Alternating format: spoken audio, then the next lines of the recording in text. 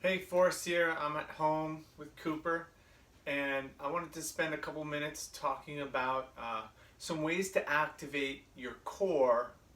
A lot of people are sitting around more than usual, not moving around as much, and tight hip flexors and low back pain are going to be coming up.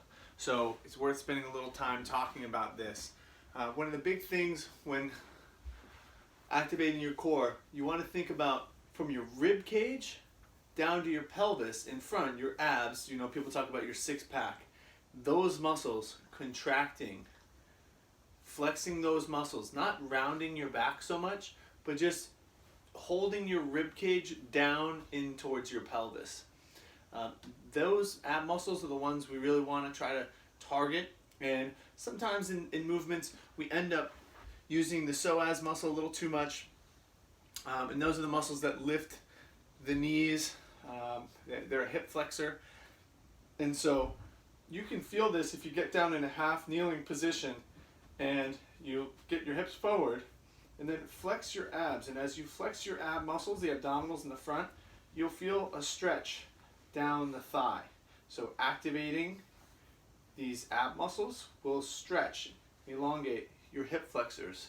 So that's one of the ways that we can start to loosen up tight hip flexors. And those hip flexors, the psoas, comes in and connects to your low spine, your lumbar spine area, right above your sacrum. So activating here is one of the ways to work on dealing with that imbalance. So just hanging out in this half kneeling position and flexing your abs as you come forward, and you can switch and do the other side. I'll show you from the other position here. Again, flexing the abs. You're going to drive through, and as you go, you might be activating your glute a little bit in the back, but you're flexing your abs, driving the hips forward, feeling the stretch down the hip flexors. This is a good way to stretch a muscle by using some other muscles in the area. So it's an active stretch using an antagonist muscle. So you're using your abdominal muscles to stretch your hip flexor muscles here. Okay? And this is also something that we're trying to do in dead bug. And so in dead bug, have a soccer ball here. You could use a short foam roller or something that has a little squish to it. This is something where you would hold the ball between the elbow and the knee. And then you're trying to, again, activate those abdominal muscles, and in this situation you'll reach out with the same side arm and leg here.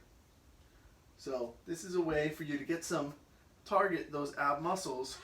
You could do a couple of these on each side. Just give this a shot. Of course, you can pause this video if you need to check this out, but you're activating your abdominal muscles and then reaching with the same arm and leg. So again, I'm using a soccer ball. You could use if you had a short foam roller at home, or anything that's soft enough that you can squish it but it won't collapse. But also you don't want to use a dumbbell or something because you'll drop it on yourself. So this is a way for you to target those muscles.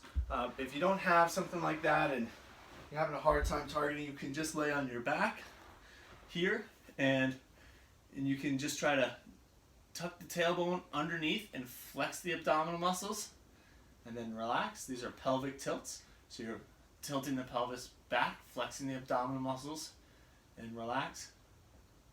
So, but again, one of the best ways to find this is when flexing the abdominal muscles and bringing the hips forward, is for you to feel the stretch down your hip.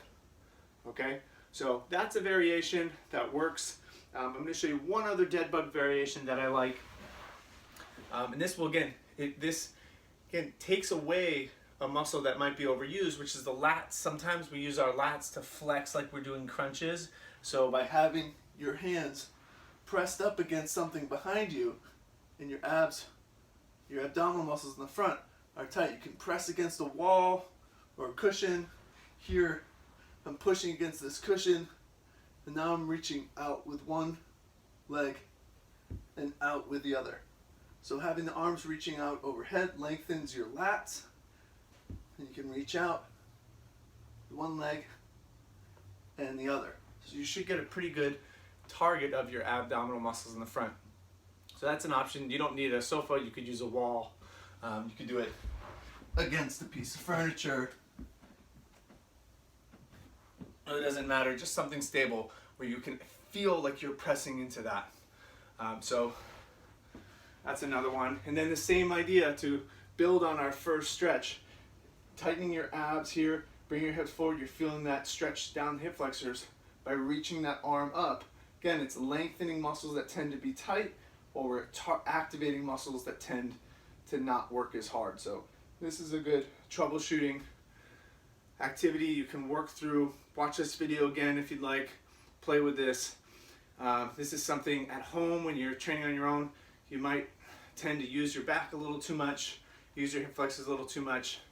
So send me a video if you feel like things aren't feeling great, but try these exercises. Reach out with an email or text if you have questions or concerns, and I will answer them. All right, thanks. Boom. Fist bump.